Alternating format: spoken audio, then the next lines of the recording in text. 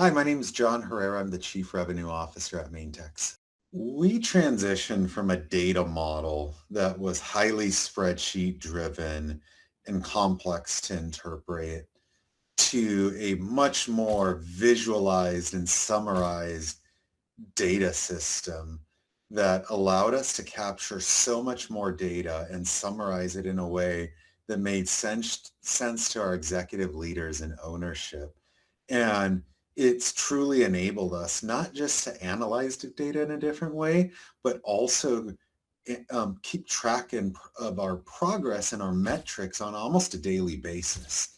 So it's truly transformed how we interpret data and we turn it into actionable um, solutions for our customers or actionable, strategies internally on how we deploy resources. So it's really changed the game for us.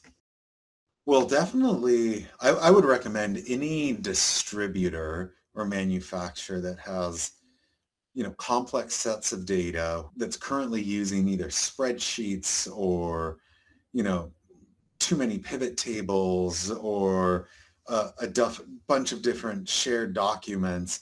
I would absolutely recommend that they partner with you to really build a better data structure that's more visual, that's more actionable, that provides a lot more insights versus just raw data material.